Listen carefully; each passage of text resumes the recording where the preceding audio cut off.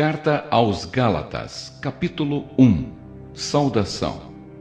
Eu, Paulo, escrevo esta carta. Eu que fui chamado para ser apóstolo, não por pessoas ou por meio de uma pessoa, mas por Jesus Cristo e por Deus, o Pai, que ressuscitou Jesus da morte. Todos os irmãos que estão aqui comigo mandam saudações às igrejas da Galácia. Que a graça e a paz de Deus, o nosso Pai, e do Senhor Jesus Cristo estejam com vocês. Em obediência à vontade do nosso Deus e Pai, Cristo se entregou para ser morto a fim de tirar os nossos pecados e assim nos livrar deste mundo mau. A Deus seja a glória para todos sempre. Amém. O outro Evangelho. Estou muito admirado com vocês, pois estão abandonando tão depressa aquele que os chamou por meio da graça de Cristo e estão aceitando outro evangelho. Na verdade, não existe outro evangelho, porém eu falo assim porque há algumas pessoas que estão perturbando vocês, querendo mudar o evangelho de Cristo.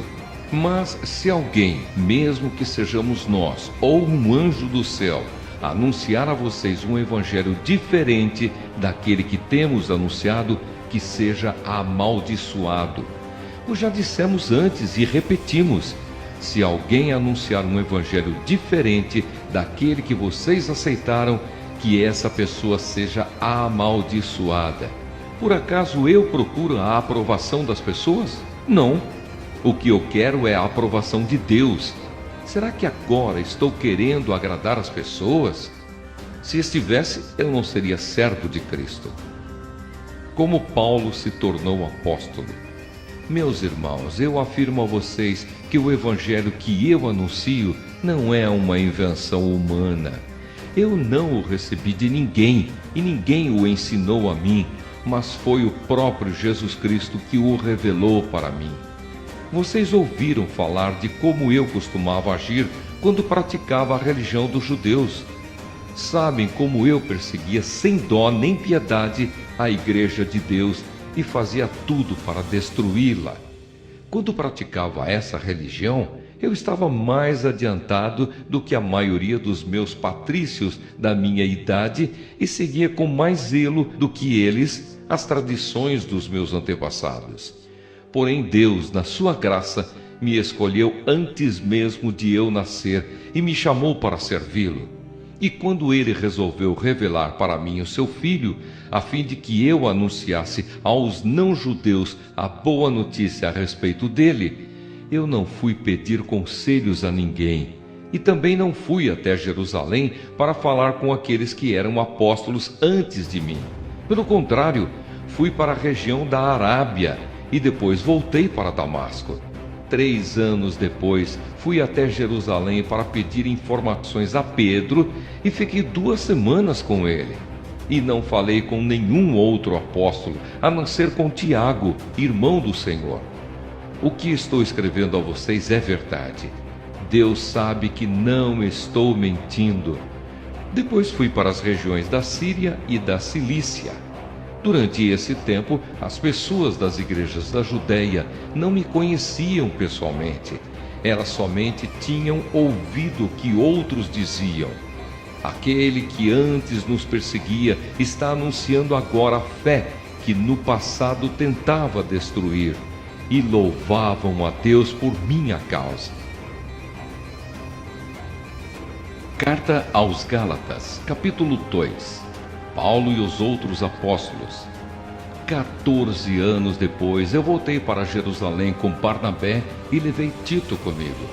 Voltei para lá porque Deus me revelou que eu devia fazer isso.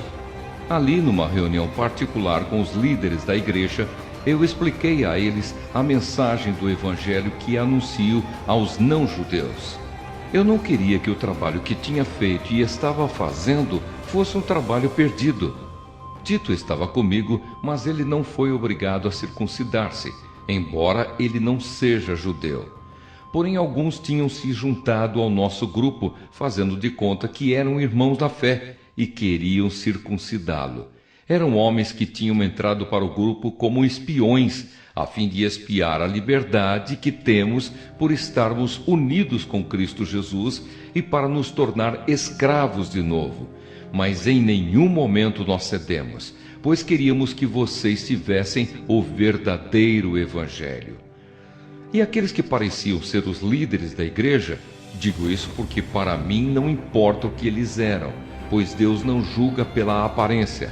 Aqueles líderes, repito, não me deram nenhuma ideia nova. Pelo contrário, eles viram que Deus me tinha dado a responsabilidade de anunciar o Evangelho aos não-judeus, assim como tinha dado a Pedro a responsabilidade de anunciá-lo aos judeus. Pois pelo poder de Deus fui feito apóstolo para anunciar o Evangelho aos não-judeus, assim como Pedro foi feito apóstolo para anunciar o Evangelho aos judeus. Por isso Tiago, Pedro e João, que eram considerados os líderes da igreja, reconheceram que Deus me tinha dado essa tarefa especial. E como sinal de que éramos todos companheiros, eles deram a mim e a Barnabé um aperto de mãos. E todos nós combinamos que eu e Barnabé iríamos trabalhar entre os não-judeus e eles entre os judeus.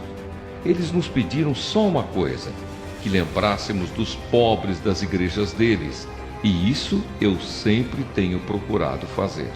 Paulo fica contra Pedro em Antioquia. Porém, quando Pedro veio para Antioquia da Síria, eu fiquei contra ele em público, porque ele estava completamente errado. De fato, antes de chegarem ali alguns homens mandados por Tiago, Pedro tomava refeições com os irmãos não-judeus. Mas depois que aqueles homens chegaram, ele não queria mais tomar refeições com os não-judeus, porque tinha medo dos que eram a favor de circuncidar os não-judeus. E também os outros irmãos judeus começaram a agir como hipócritas, do mesmo modo que Pedro. E até Barnabé se deixou levar pela hipocrisia deles. Quando vi que eles não estavam agindo direito, de acordo com a verdade do Evangelho, eu disse a Pedro, na presença de todos: "Você é judeu, mas não está vivendo como judeu, e sim como não-judeu. Então como é que você quer obrigar os não-judeus a viverem como judeus?" Os judeus e os não-judeus são salvos pela fé. O fato é que nós somos judeus de nascimento e não pecadores não-judeus, como eles são chamados. Mas sabemos que todos são aceitos por Deus somente pela fé em Jesus Cristo e não por fazerem o que a lei manda. Assim nós também temos crido em Cristo Jesus, a fim de sermos aceitos por Deus pela nossa fé em Cristo e não por fazermos o que a lei manda. Pois ninguém é aceito por Deus por fazer o que a lei manda. Ao procurarmos ser aceitos por Deus por estarmos unidos com Cristo, fica claro que somos pecadores como os não-judeus. Mas será que isso quer dizer que Cristo trabalha em favor do pecado? Claro que não. Se eu, depois de ter destruído a lei, começar a construí-la de novo como meio de ser aceito por Deus, aí sim fica claro que eu havia quebrado a lei. Pois quanto à lei, estou morto, morto pela própria lei, a fim de viver para Deus. Eu fui morto com Cristo na cruz. Assim, já não sou eu quem vive, mas Cristo é quem vive em mim. E esta vida que vivo agora, eu a vivo pela fé no Filho de Deus, que me amou e se deu a si mesmo por mim. Eu me recuso a rejeitar a graça de Deus, pois se é por meio da lei que as pessoas são aceitas por Deus, então a morte de Cristo não adiantou nada. Carta aos Gálatas, capítulo 3. Lei ou fé? Ó Gálatas sem juízo, quem foi que enfeitiçou vocês? Na minha pregação a vocês eu fiz uma descrição perfeita da morte de Jesus Cristo na cruz. Por assim dizer, vocês viram Jesus na cruz. Respondam somente isto: vocês receberam o Espírito de Deus por terem feito o que a lei manda, ou por terem ouvido a mensagem do Evangelho e terem crido nela. Como é que vocês podem ter tão pouco juízo? Vocês começaram a sua vida cristã pelo poder do Espírito de Deus e agora querem ir até o fim pelas suas próprias forças? Será que as coisas pelas quais vocês passaram não serviram para nada? Não é possível. Será que quando Deus dá o seu Espírito e faz milagres entre vocês, é porque vocês fazem o que a lei manda? Não será que é porque vocês ouvem a mensagem e creem nela? Lembrem do que as Escrituras Sagradas dizem a respeito de Abraão. Ele creu em Deus e por isso Deus o aceitou. Portanto, vocês devem saber que os verdadeiros descendentes de Abraão são os que têm fé. Antes que isso acontecesse, as Escrituras viram que Deus ia aceitar os não-judeus por meio da fé. Por isso, antes de chegar o tempo, elas anunciaram a boa notícia a Abraão, dizendo: por meio de você, Deus abençoará todos os povos. Abraão creu e foi abençoado. Portanto, todos os que creem são abençoados como ele foi.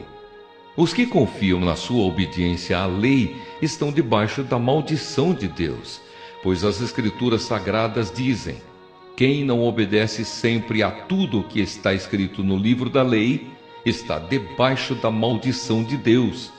É claro que ninguém é aceito por Deus por meio da lei, pois as Escrituras dizem: viverá aquele que por meio da fé é aceito por Deus. Mas a lei não tem nada a ver com a fé. Pelo contrário, como dizem as Escrituras, viverá aquele que fizer o que a lei manda. Porém Cristo, tornando-se maldição por nós, nos livrou da maldição imposta pela lei. Como dizem as Escrituras, maldito todo aquele que for pendurado numa cruz. Cristo fez isso para que a bênção que Deus prometeu a Abraão seja dada, por meio de Cristo Jesus, aos não-judeus e para que todos nós recebamos, por meio da fé, o Espírito que Deus prometeu. A lei e a promessa. Meus irmãos, vou usar um exemplo da vida diária. Quando duas pessoas combinam alguma coisa e assinam um contrato, ninguém pode quebrá-lo ou acrescentar qualquer coisa a ele, pois Deus fez as suas promessas a Abraão e ao seu descendente.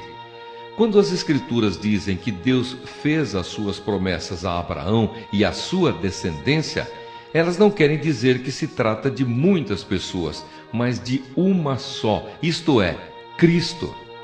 O que eu quero dizer é o seguinte: Deus fez uma aliança com Abraão e prometeu cumpri-la.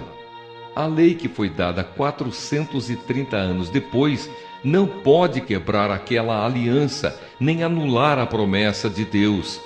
Porque se aquilo que Deus dá depende da lei, então o que ele dá já não depende da sua promessa. Mas o que Deus deu a Abraão, ele deu porque havia prometido. Então, por que é que foi dada a lei? Ela foi dada para mostrar as coisas que são contra a vontade de Deus. A lei devia durar até que viesse o descendente de Abraão, pois a promessa foi feita a esse descendente. A lei foi entregue por anjos e um homem serviu de intermediário. Porém, não é preciso haver intermediário quando se está falando de uma só pessoa, e Deus é um só. O objetivo da lei. Será que isso quer dizer que a lei é contra as promessas de Deus? É claro que não. Porque se tivesse sido dada uma lei que pudesse dar vida às pessoas, então elas seriam aceitas por Deus por obedecerem a ela. Porém, as Escrituras Sagradas afirmam que o mundo inteiro está dominado pelo pecado. E isso para que as pessoas que creem recebam o que Deus promete aos que têm fé em Jesus Cristo. Mas antes que chegasse o tempo da fé, nós éramos prisioneiros da lei até que fosse revelada a fé que devia vir. Assim a lei ficou tomando conta de nós até que Cristo viesse para podermos ser aceitos por Deus por meio da fé. Agora que chegou o tempo da fé, Não precisamos mais da lei para tomar conta de nós, pois por meio da fé em Cristo Jesus, todos vocês são filhos de Deus. Porque vocês foram batizados para ficarem unidos com Cristo e assim se revestiram com as qualidades do próprio Cristo. Desse modo, não existe diferença entre judeus e não judeus, entre escravos e pessoas livres, entre homens e mulheres. Todos vocês são um só por estarem unidos com Cristo Jesus. E já que vocês pertencem a Cristo, então são descendentes de Abraão e receberão aquilo que Deus prometeu.